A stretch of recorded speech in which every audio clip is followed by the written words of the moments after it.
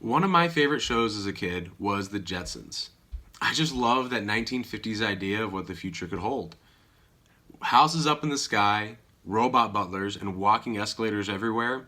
Oh, and the flying cars. I wanted a flying car. Now, sadly, today we don't have houses in the sky. I do have a robot vacuum that I named Rosie, but we still don't have flying cars. But I think we might have the next best thing. Electric vehicles really are the car of the future. They may not fly in the sky, but they can sure speed down the highway. And CNBC says that most Americans are looking to buy a new car every 5 or 6 years. And I think most people should make the switch to electric. Buying an electric car is better for our environment, it's better for your wallet, and it's more fun to drive than a typical gas-powered car. Now, I think we can all agree that our climate is changing and that global emissions are a big cause of that. According to the Environmental Protection Agency, transportation is the cause of 29% of the United States' total greenhouse gas emissions, making it our number one source. And a single gas car emits 4.6 metric tons of carbon dioxide every year. Now, if you multiply that number by the number of cars that are out on the road today, it's easy to see why gas-powered cars are such a problem when trying to slow down climate change. Climate scientists agree that switching to electric cars is one of the best ways to reduce greenhouse gas emissions. Now, electric cars are not completely carbon neutral, but they do emit almost 4 times less than their gas counterparts. And with advances in green energy, that's going to drop even more. The Washington Post reported that the renewable energy use has quadrupled since 2011, and energies like solar, wind, and geothermal are expected to meet our energy demands by 2035. I said earlier that transportation was the number one cause of greenhouse gas emissions. Well, energy creation is number 2. But with these expansions we're seeing, renewable energy is expected to wipe that out almost entirely. And that's not only great news for the environment, but it's also great news for your wallet because of how much cheaper renewable energy is. And with these advancements in electric energies and electric vehicles, electric cars are really a no-brainer for anyone worried about climate change. Now, just because an electric car is good for the environment, that doesn't make it right for you. Most people, cost can be a huge limiting factor when buying a new car. And when electric cars first came on the market, they were outrageously expensive. Companies like Tesla were offering their vehicles at a premium price, with some costing as much as $100,000. That's enough to stop most people from buying electric. But today, that premium price point has dropped dramatically. Tesla now offers a more economic price point with that after government subsidies costs around $30,000. And now, other companies have noticed the huge market there is for electric vehicles and are jumping in as well.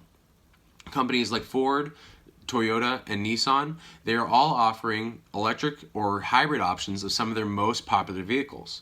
And General Motors plans to switch all of their vehicles to electric by 2035.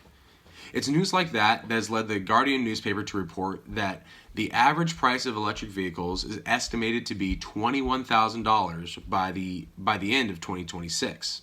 And by 2030, economists predict that electric cars will actually be cheaper than gas cars. The electric car trend is booming, and with that, lower costs are on the horizon. Now, while the upfront cost of an electric vehicle can be a big sticking point for some, it's important to know that electric vehicles can actually end up saving you money down the road through maintenance and repairs. Gas cars can be extremely expensive to upkeep over years of use. From regular oil changes to surprise engine repairs, these cars require constant maintenance that can really add up the cost. The American Automobile Association, or AAA, found that the average car repair costs around $550.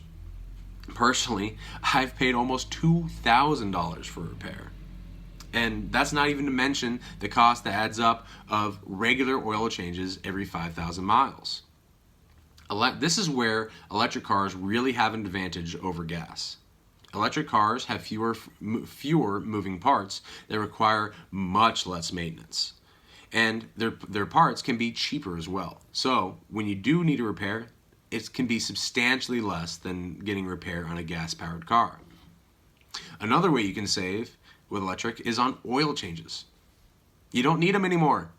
There's no oil in an electric motor that needs to be changed regularly. And according to Consumer Reports, electric car owners can expect to save $4,600 on repair and maintenance over the life of their car. With electric car, you're spending less time in the shop and saving money on cheaper repairs. Now, saving money, helping the environment, it's all well and good. But what I'm sure a lot of people out there want is to go fast.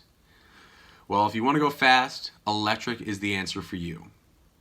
Car companies love to boast about how fast their car can go from 0 to 60 miles per hour. Now, I did some research. A Honda Civic can go 0 to 60 in 8.2 seconds. That's okay. And a Toyota Camry, that can go 0 to 60 in 5.5 seconds. That's a little better. I like that a little better. But if that feeling of being pushed back into your chair, back into your seat, and the heart beating out of your chest as you're barreling to 60 miles per hour in under 2 seconds, then you're going to need to go electric. The Tesla Model S can go 0 to 60 in 1.99 seconds and tops out at a speed of 200 miles per hour with 1,000 horsepower. And just to put that in perspective, that Toyota Camry that can go 0 to 60 in 5.5 seconds, that only has 250 horsepower. Because of the massive amounts of torque that electric engines can provide, they can create tremendous speeds at an alarming pace. And many electric cars will have multiple motors in their car to enhance this power and generate amazing speeds. Also, because electric cars require a large heavy battery placed in the bottom of their car usually, this lowers their center of gravity, creating a great handling experience. This allows you to turn tight corners and weave through winding back roads with a race-like agility. And because gas cars have that clunky engine in the front of their car, it throws their weight distribution all off and their handling suffers as a result. All of this adds to an amazing driving experience that racing enthusiasts have jumped on. Races like the Formula E were created in 2012 to highlight the speed and agility that electric cars can provide. Even NASCAR is looking into their electric future. Driving an electric car can feel like you're racing in the Indy 500 while you're weaving through traffic on I-95. Simply put, electric cars are the car of the future. They're becoming increasingly cheaper, and they're already cheaper to maintain.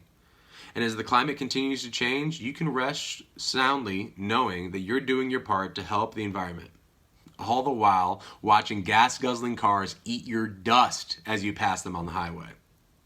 So the next time you're looking to buy a new car, and don't just find something that's going to get you from point A to point B, go get a car that's going to electrify your morning commute.